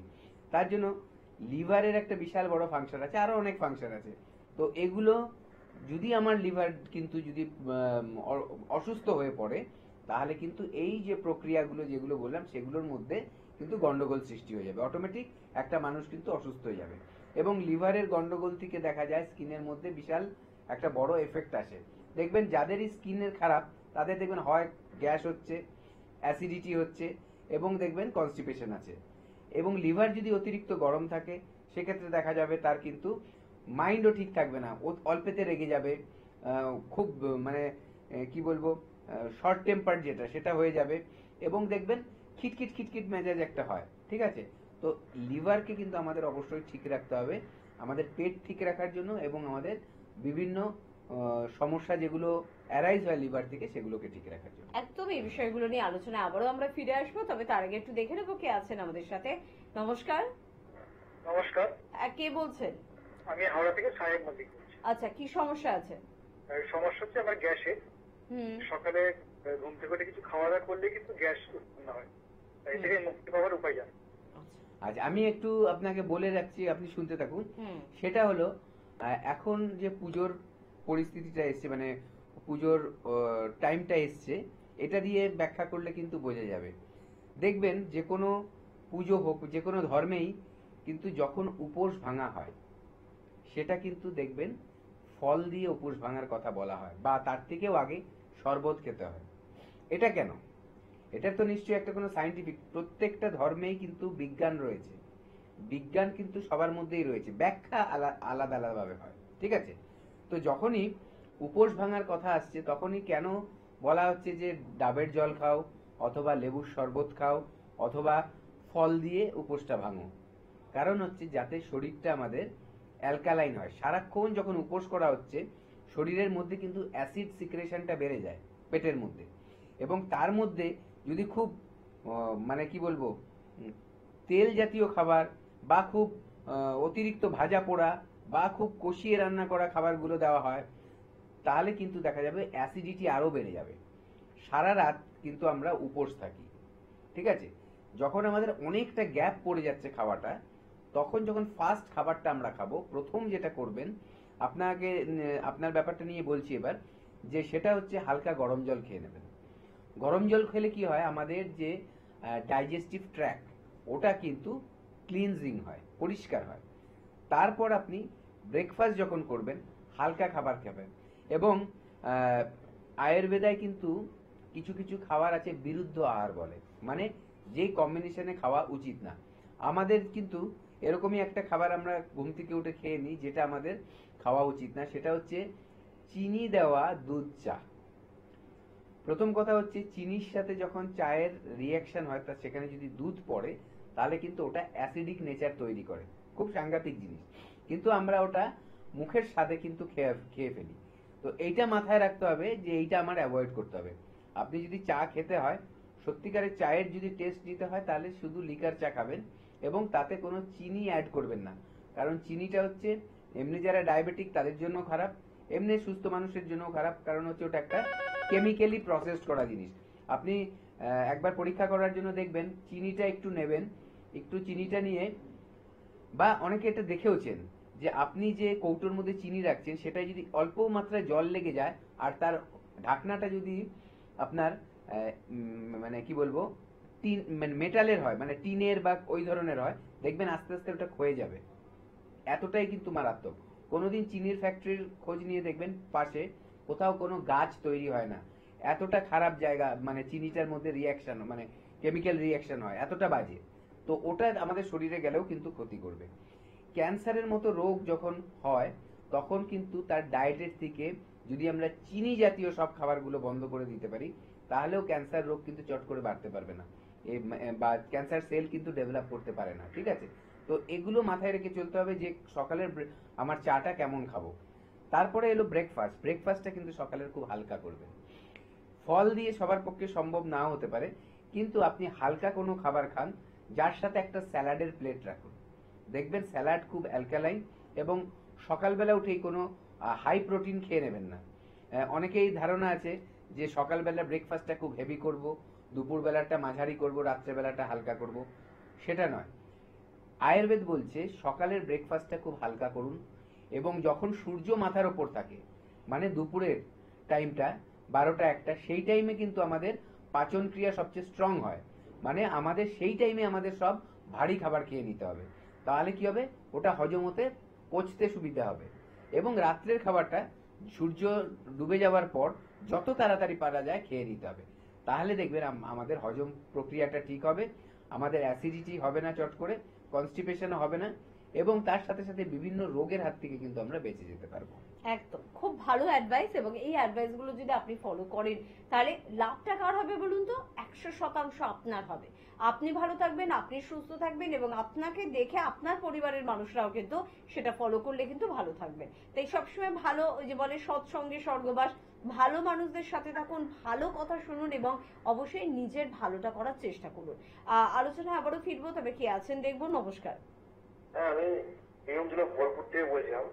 হ্যাঁ বলুন। বোলপুর? হ্যাঁ, হ্যাঁ বলুন, কি সমস্যা? পেটের ভুঁড়ির জন্য সমস্যা হচ্ছে। মানে ভুঁড়ি বেড়ে যাচ্ছে আপনার? হ্যাঁ। বয়স কত আপনার? বয়স 35 বছর। ওজন কত আপনার? 82 কেজি। 82 কেজি। হাইট কত? হাইট 5 ফুট 1 ইঞ্চি। আচ্ছা, আপনি খাবার কি ধরনের খান একটু আমাকে বুঝিয়ে বলুন। খাবারটা তো ভালো খেয়ে নি, খাবার মানে অনেকটা খেয়ে ফেলেন? অনেকটা খেয়ে ফেলে একটু কোনো যে খাবারও খাই, সেখানে বাইরে অনেক ইয়ে হয়। বাইরের ভাজা পোড়া খেয়ে নিচ্ছেন, তাই তো? হ্যাঁ, এখন ওজনটার জন্য আপনার কি কি সমস্যা হচ্ছে আপনি একটু আমায় বলুন। ওজনটার জন্য সমস্যা হচ্ছে, মানে হাঁটলে ধরুন পায়ে পাটা মানে বাউন্স হয়ে যাচ্ছে, তারপরে শরীরের মানে কর্মদক্ষতা কম হচ্ছে, অলসতা অলসতা ভালো লাগছে, রাতে ঘুম হচ্ছে না। আচ্ছা, আপনি থাইরয়েড টেস্ট করেছিলেন? থাইরয়েড কিন্তু 6 মাস আগে করেছিলাম, কিন্তু থাইরয়েড কিন্তু ছিল না। আর আপনি সুগারের কোনো ওষুধ খান বা প্রেশারের ওষুধ খান? প্রেশারের ওষুধ খায়। প্রেশারের ওষুধ খান, ওষুধ খেয়ে প্রেশারটা নর্মাল থাকে, তাই তো? হ্যাঁ হ্যাঁ। আচ্ছা, আপনি শুনুন, আমি যে কথাগুলো বলবো খুব মন দিয়ে শুনবেন, ঠিক আছে? প্রথম কথা একটু বলি এই ব্যাপারটায়, মানুষের এটা জানা দরকার যে মোটা হয়ে যাওয়াটা কি শুধু দেখতে সুন্দর লাগার জন্য কমাতে হবে, নাকি আমার কিছু শরীরে বড় বড় ক্ষতি হচ্ছে তার জন্য কমাতে হবে? দেখুন, দেখতে সুন্দর লাগুক আর না লাগুক, যাদের ভুঁড়ি বেড়ে যাচ্ছে বা ওজন বেড়ে যাচ্ছে, চর্বি বেড়ে যাচ্ছে, আমি বলবো তাদের কিন্তু অবশ্যই ওজনটা নর্মালে আনতে হবে। না হলে কিন্তু দেখুন, পেটের রোগের সমস্যা থেকে, কনস্টিপেশন থেকে শুরু করে লিভারের সমস্যা, ফ্যাটি লিভার, আরো লিভারের আরো যেসব সমস্যা সেগুলো হতে পারে। এর পাশাপাশি আপনার কিন্তু কোলেস্ট্রল লেভেল বেড়ে যেতে পারে, যেটার থেকে কিন্তু আপনার হার্টের সমস্যাও দেখা দিতে পারে। প্রেশারের সমস্যা, আপনার যেটা বললেন আপনারও ক্ষেত্রে প্রেশারের সমস্যা আছে, হয়তো কোলেস্ট্রল চেক করলে দেখা যাবে কোলেস্ট্রল অনেক হাই রয়েছে। কেন? প্রেশার তখনই বাড়ে যখন আমাদের রক্তের নালীগুলো সরু হয়ে থাকে, সেটা যখন সঠিক মাত্রায় থাকতে পারে না, সঠিক সাইজে থাকে না, তখন রক্ত চলাচল করতে গিয়ে ধাক্কা মারে সেই ওয়ালগুলোর উপরে, নলিগুলোর ওয়ালের উপরে, ঠিক আছে, পাইপের ওয়ালে। অটোমেটিক সেটাই আমরা মেপে দেখি যে প্রেশার কত আছে। তো এইটা কমাতে গেলে কিন্তু আমার ওই যে পাইপগুলো আছে, আমাদের ব্লাড যেখান দিয়ে যায়, ভেসেলস গুলো, সেগুলোর কিন্তু মাপটা ঠিক রাখতে হবে। সেটা ঠিক রাখতে হলে আমার দেখতে হবে সেখানে নোংরা জমে নেই তো, তাহলে কোলেস্ট্রলটা কি আছে আমার চেক করে দেখতে হবে। তাহলে এই রোগগুলো তো আসছেই, প্রথম কথা। তারপর যেটা আসবে আপনার হচ্ছে যে পায়ের ব্যথা, কোমরে ব্যথা, হাঁটুতে ব্যথা, গোড়ালিতে ব্যথা, এগুলো আসবে। তারপর দেখা যাবে চট করে আপনার সুগার বেড়ে যেতে পারে। চট করে সুগার হয়তো আপনাদের বংশের কারণে, কিন্তু দেখা গেল আপনার বেড়ে গেল, কারণ হচ্ছে এই যে অতিরিক্ত মেদের থেকে স্কিনের মধ্যে কালো দাগ পড়ে যেতে পারে, গলার মধ্যে দেখবেন শেকলের মতো দাগ হয়ে গেছে, গালের পাশে দেখবেন কালো দাগ ছোপ পড়ে গেছে, এগুলো কিন্তু হতে পারে। তাছাড়া আবার দেখবেন যে অনেকের ক্ষেত্রে এই যে ওজন অতিরিক্ত মাত্রায় বেড়ে যাওয়া কিন্তু ক্যান্সারের একটা কারণ হয়ে দাঁড়ায়। এত কিছু কিন্তু হতে পারে। তার জন্য আপনার যে ওজনটা বেড়ে গেছে এটার দিকে নজর রাখুন। আপনার এখন যেটা করতে হবে, প্রথম কথা, বাইরের খাবার সব বন্ধ করে দিন। দেখুন, জীবের সাথে এতদিন খেয়ে আজকে আপনার এই চেহারা দাঁড়িয়েছে এবং তার থেকে আপনি ভুগছেন, তার জন্যই আপনি ফোনটা করেছেন। তো এটার থেকে মুক্তি পেতে গেলে, এটার থেকে আপনি যদি সুস্থ হতে চান, অবশ্যই যেগুলো করে আপনার ক্ষতি হয়েছে সেগুলো আপনার বন্ধ করতে হবে। তার মধ্যে আপনি যেটা বললেন, আপনার যে বাইরের খাবার খেয়ে ফেলেন বেশি, পরিমাণে বেশি খেয়ে ফেলেন, এটা একটা বড় ব্যাপার। ভাত যদি বেশি খেয়ে ফেলেন, ভাত রুটি, তাহলে ওগুলো এক্সট্রা যেটা হবে সেটা ফ্যাট হয়ে আপনার শরীরে কিন্তু জমে থাকবে, ঠিক আছে? তো এটাকে কিন্তু আপনার কমাতে হবে এবং এর প্রপার ট্রিটমেন্ট আছে। আমাদের কাছে যদি আসেন, এর প্রপার ট্রিটমেন্ট করে আপনার ওজনটা কমাবো এবং প্রপার গাইডেন্স পেয়ে যাবেন আমাদের থেকে, কি করবেন কি করবেন না, খাদ্য খাবার কতটা খেতে হবে, কোনটা আপনার জন্য ভালো, কোনটা আপনার জন্য খারাপ, কিভাবে ডেইলি লাইফস্টাইলটাকে লিড করবেন, সব কিন্তু পরামর্শ, গাইড আমাদের কাছ থেকে পেয়ে যাবেন। শুধু একটা ফোন কল করে নিন। আপনি যেখান থেকে ফোন করছেন ওখানে, উনি বললেন বোলপুর, একদম। প্রত্যেক মাসে 2 বার করে বোলপুরের চেম্বার হয়। নেক্সট যে চেম্বারটা আছে, ডেটটা আছে, আপনি জেনে নিন, সেখানে গিয়ে আপনার সমস্যাটা নিয়ে আলোচনা করুন। দেখবেন কিছুদিনের মধ্যেই আপনি কিন্তু ভালো রেজাল্ট পাচ্ছেন। একদম। এবং বোলপুর চেম্বার মানে অবশ্যই কিন্তু ডক্টর এস ভাদুরী নিজে কিন্তু থাকেন বোলপুর চেম্বারে, পাশাপাশি এই সামনের বোলপুর চেম্বারে আমাদের সংস্থার ডিরেক্টর ডক্টর বি শর্মাও কিন্তু থাকবেন। তো সেক্ষেত্রে বলবো যে মিস করবেন না, সুযোগগুলো হাতছাড়া করবেন না, কারণ ভালো সুযোগ মানুষের কাছে খুব অল্পই আসে, আর ভালো সুযোগকে কাজে লাগালে আপনারই কিন্তু ভালো হবে। কে আছেন বলবেন? নমস্কার, নমস্কার। কে বলছেন? সঞ্জয় বলছি। হ্যাঁ, কি সমস্যা? আমার গাঁটে গাঁটে ব্যথা হচ্ছে। দাঁতে ব্যথা? হ্যাঁ গাঁটে, মানে পুরো শরীরে। ও পুরো শরীরে ব্যথা হচ্ছে? হ্যাঁ হ্যাঁ, মানে গাঁটে গাঁটে ব্যথা হচ্ছে? আচ্ছা হাতের আচ্ছা, বলুন, পায়ের গাঁটে গাঁটে বলুন। ব্যথা আচ্ছা আচ্ছা, গাঁটে গাঁটে ব্যথা হচ্ছে। এটা কতদিন ধরে হচ্ছে? হচ্ছে 2 সপ্তাহ মতো হচ্ছে।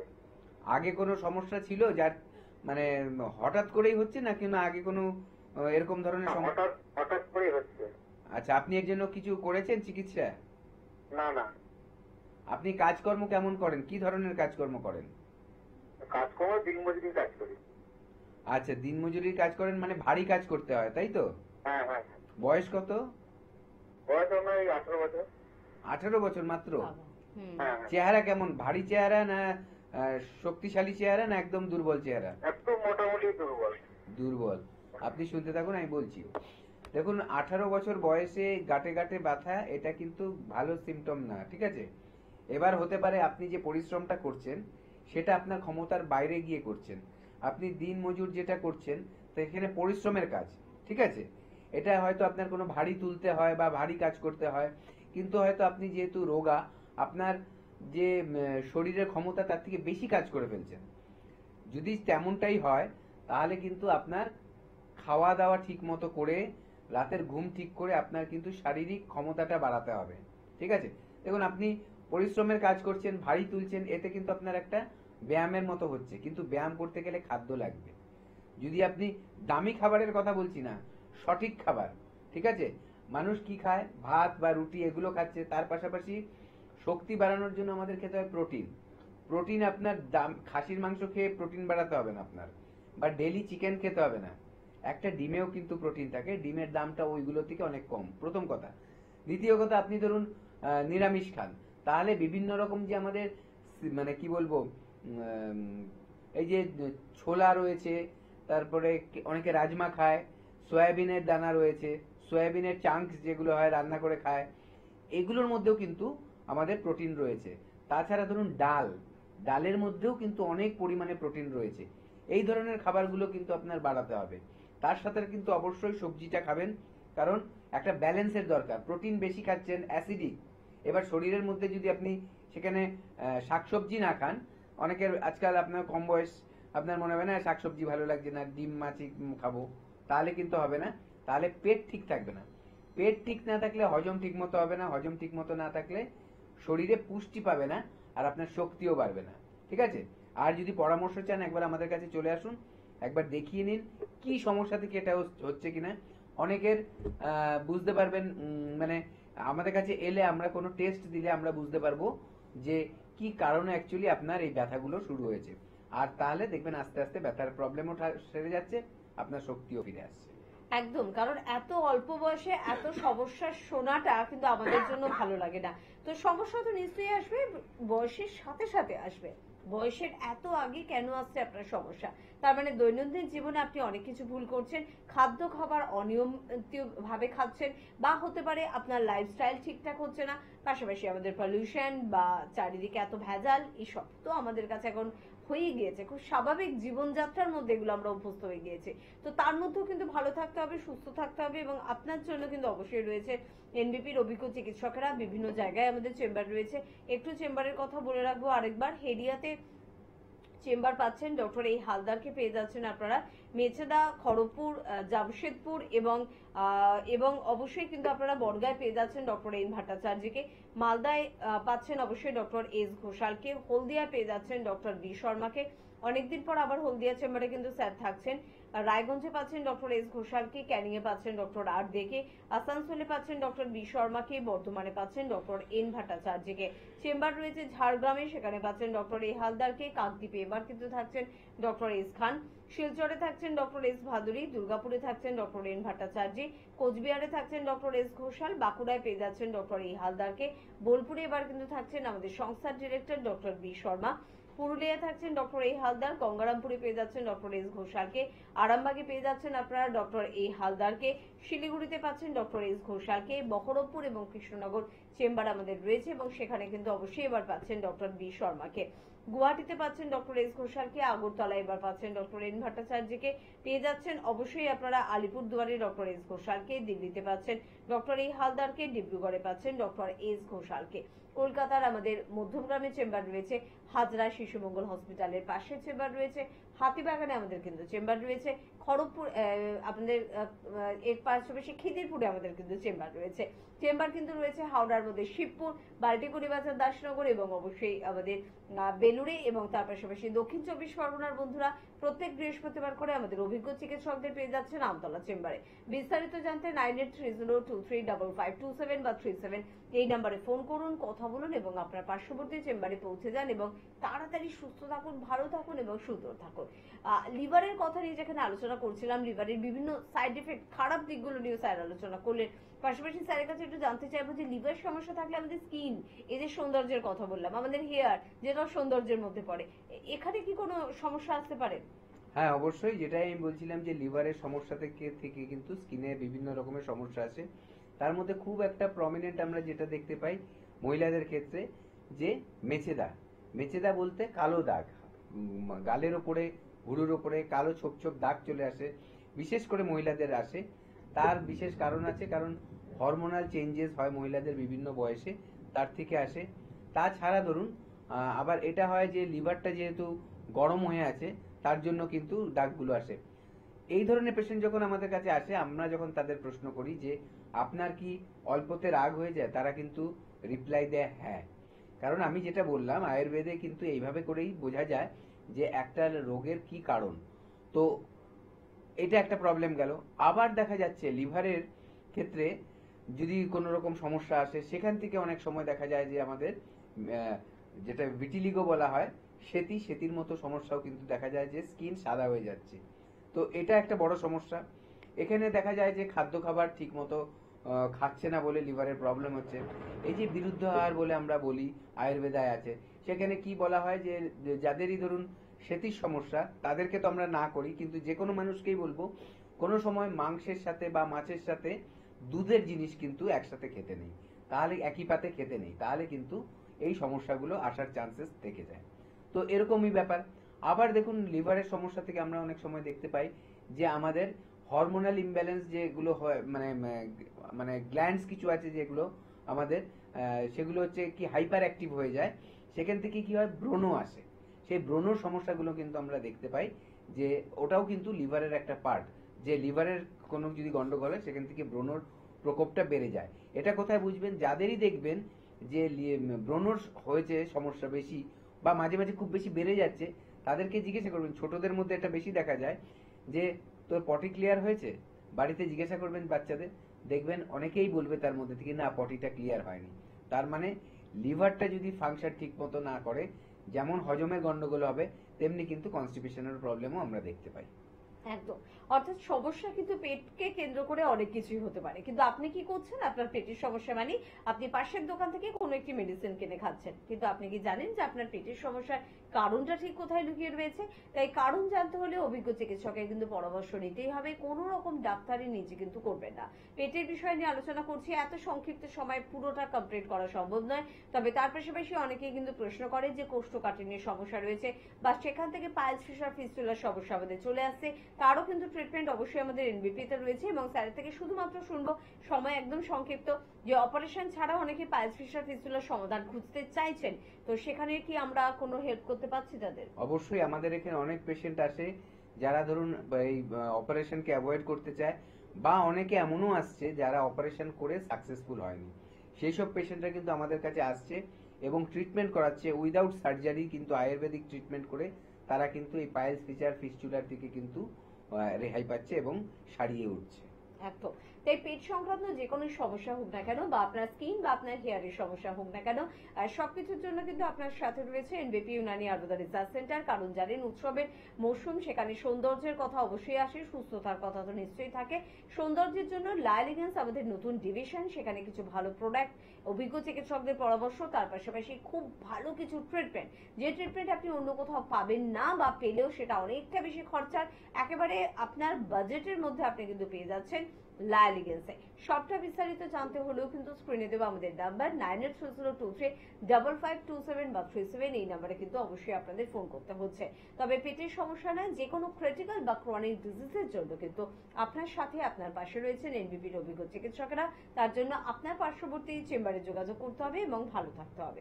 আজকে এই পর্যন্তই, ধন্যবাদ জানাবো অবশ্যই আপনাদের প্রত্যেককে। ভালো কাটুক আপনাদের সুন্দর এই সময়গুলো, এবং তার পাশাপাশি ধন্যবাদ জানাবো স্যারকে। প্রত্যেকে ভালো থাকবেন, নমস্কার।